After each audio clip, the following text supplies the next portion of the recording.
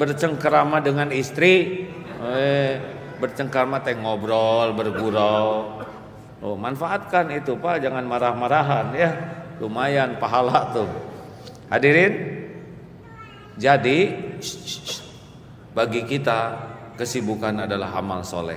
Syarat amal itu cuma dua. Satu, niatnya ikhlas. Dua, caranya benar. Jadi dagang tuh niatnya lillahi ta'ala. Dua, caranya benar. Udah, jalanin aja. Perkara uang jumlahnya nanti Allah yang atur. Tapi perkara jadi amal itu kerjaan kita. Udah tahu ikhlas itu seperti apa? Nih sederhananya, kalau dalilnya mungkin saudara sudah tahu ya.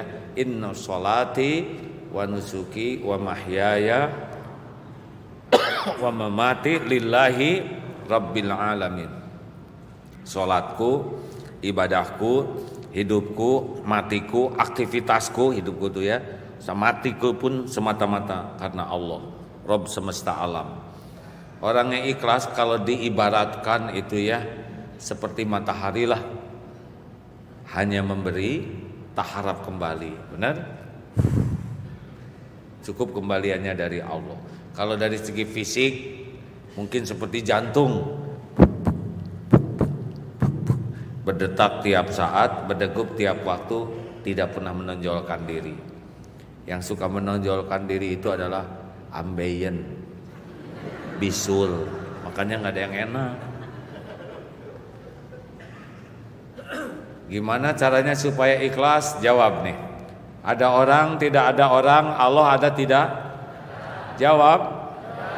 Orang lihat, orang tidak lihat, Allah lihat tidak? Orang tahu, orang tidak tahu, Allah tahu tidak? Apakah setiap perbuatan disaksikan oleh Allah? Disaksikan oleh Allah? Apakah setiap perbuatan ada balasannya? Ada balasannya?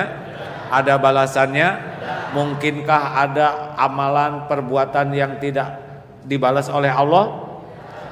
Mungkinkah ada yang kelupaan Allah ngebalas? Jawab. Yang kelewat? Yang ketuker? Yang meleset? Mungkinkah ada balasan dari Allah yang bisa dihalang-halangi? Ditolak?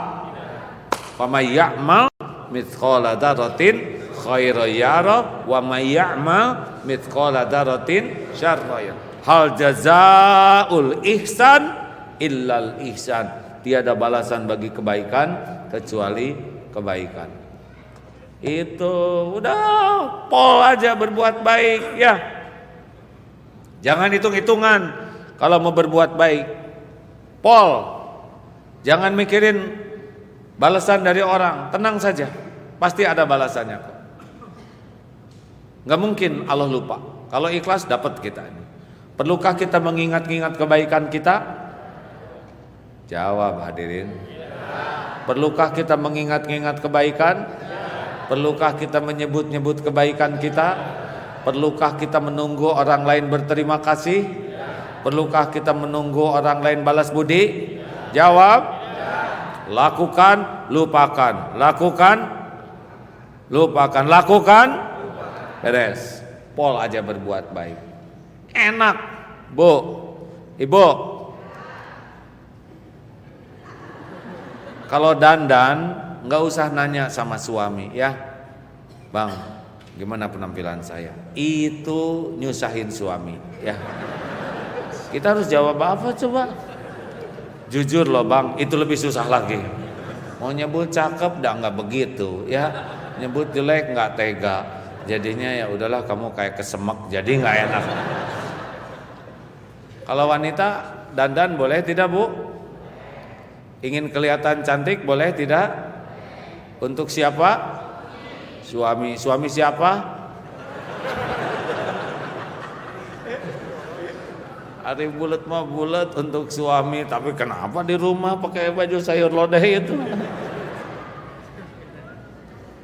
Hadirin, mari kita belajar pikun melupakan kebaikan kita. Ya, apa-apalah. Saya sudah berbuat baik, tapi suami saya tidak berterima kasih. Ya nggak apa-apa, nggak apa-apa. Terus aja berbuat baik. nanti waktunya Allah ngebalas. Ya, Pak, saya sudah menafkahi keluarga sekuat tenaga, istri saya tidak menghargai. Emang Bapak nggak pantas dihargai? Ya, terus saja lakukan, ada waktunya. Bahkan bagus tuh kalau kita berbuat baik, orang tidak berterima kasih, itu riadohnya lebih tinggi daripada di tiap berbuat baik diterima kasihi. Kita berbuat yang terbaik nggak dihargai, lebih ningkat. Kan gini, kita berbuat baik sama orang yang baik ke kita, impas. Benar? Mana yang lebih tinggi? Kita berbuat baik sama orang yang biasa-biasa saja ke kita, pasti ini lebih tinggi derajatnya. Benar? Kita ngasih sama yang ngasih nggak aneh, kita ngasih sama yang enggak ngasih. Tapi yang paling top, kita berbuat baik sama orang yang berbuat jelek ke kita.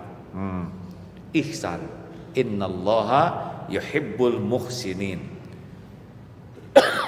Dah, gitu. Yang ketiga, sekecil apapun kebaikan disaksikan Allah, ya. Dan mungkin kebaikan ini mendatangkan pertolongan di tempat yang lain.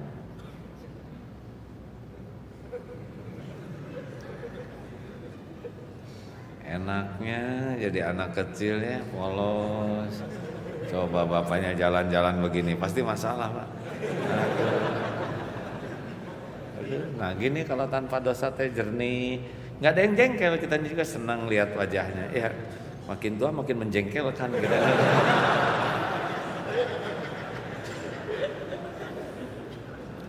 Terus yang ketiga, tawasobil haq.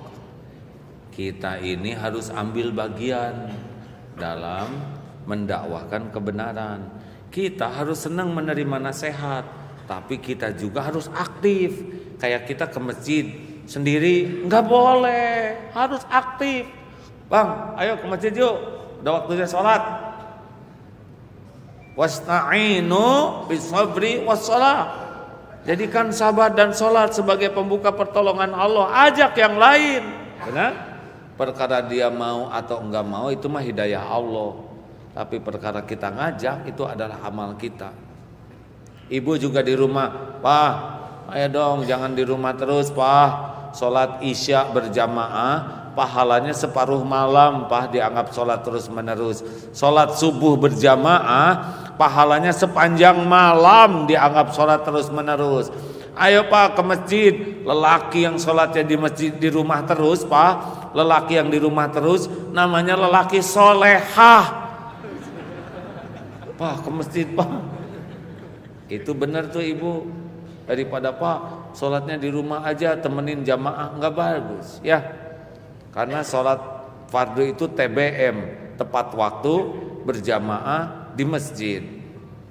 Ayo Pak, Bu, harus ikut dalam dakwah ya. Jadi dagang itu, bisnis itu dakwah. Orang ketemu kita bukan hanya transaksi uang dan barang, mereka melihat kejujuran orang Islam, mereka melihat keindahan akhlak orang Islam, betul?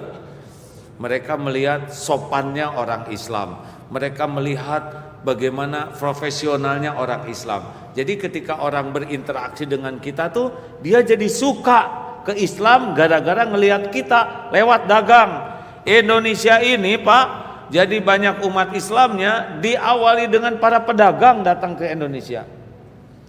Para pedagang tuh, Pak, terkesima melihat akhlaknya yang jujur, ahli ibadah, jadi orang-orang Islam.